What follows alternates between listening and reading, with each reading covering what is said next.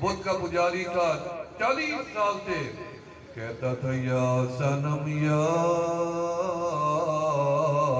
صنم یا صنم، صنم صنم کرتے 40 سال اجڑ گئے، برباد ہو گئے۔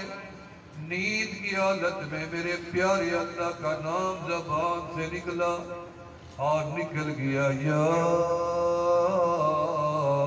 سمد، تو میرے اللہ نے عرش بری سے جواب عطا فرمایا، فرمایا لبیک یا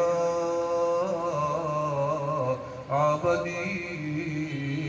فرشتوں نے کہا اللہ کافر ہے، بت خانے میں ہے، بتوں کا پجاری ہے، سینے میں بت ہے، جیب میں بت ہے، بغل میں بت ہے، ہاتھوں میں بت ہے، دائیں بت ہے، بائیں بت ہے، اوپر بت ہے، نیچے بت ہے، یا اللہ اس کو آپ نے جواب فرمایا ہاں، اس نے 40 سال جھوٹے خدا کو پکارا، اس نے اسے جواب نہ دینا تھا، نہ دیا۔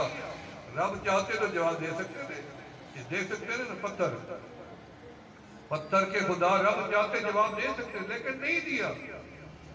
جب رب نے بلوایا تو پتھر بھی بول پڑے۔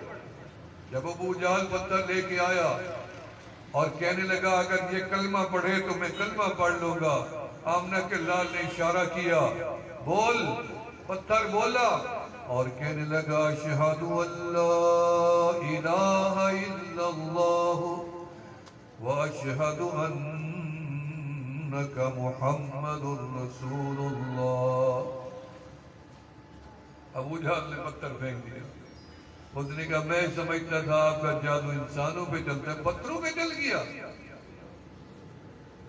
خوش نصیبی سعادت مندی کی بات یہ ہے کبھی اللہ موقع دے تو وہ پتھر جس نے کلمہ پڑھا تھا اس عاجز کے پاس موجود ہے، میرے پاس موجود ہے۔ 1400 سال گزر گئے، عرفات کے میدان میں 9 ذی الحج کو دو عربیوں نے احرام کی حالت میں، مدینہ منورہ کے 2 نوجوان تھے، انہوں نے اس عاجز کو میرے خیمے میں آ کے میرے بیان کے بعد، میرا بیان تھا، 3000 بندے نے داڑھی رکھی عرفات کے میدان میں اسی بیان میں، اور اس کے بعد مجھے وہ تبرکات میں وہ پتھر بھی عطا ہوا جس نے کلمہ پڑھ کے آپ کی شہادت دی۔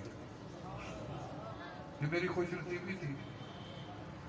اللہ اکبر کبیرہ۔ نہیں بولے تو نہیں بولے کافروں کے بت آج تک، بولے تو حضرت آمنہ فرماتی ہیں جب بچہ میرے پیٹ میں تھا میں پہاڑ کے قریب گزری تو پتھر مجھے کہتا ہے السلام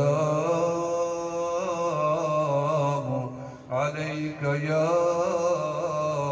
ام نبی اللہ، اللہ کے نبی کی ماں ہمارا تجھے سلام ہو۔